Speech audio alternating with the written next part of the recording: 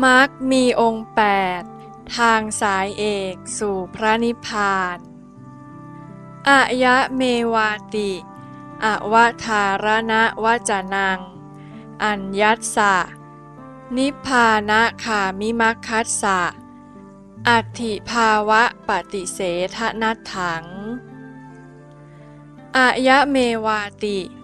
มรรคมีองค์8อันมีสัมมาทิฏฐิและสัมมาสังกัปปะเป็นประธานนี้เอง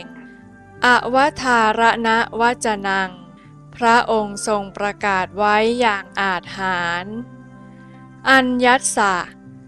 นอกจากมรรคมีองค์8แล้วนิพพานะขามิมัคคัสสะทางที่จะเดินไปสู่นิพพานที่สงบเย็นนั้นอัตถิภาวะปฏิเสธนัตถัง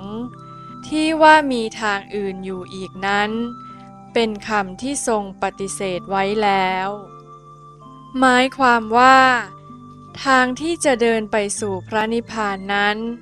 มีเพียงมรรคมีองค์8อันมีสัมมาทิฏฐิและสัมมาสังกัปปะนำหน้านี้เท่านั้นหากเห็นว่ายังมีทางอื่นอยู่อีกนี้เป็นความเห็นผิดพระพุทธองค์จึงทรงปฏิเสธไว้ว่า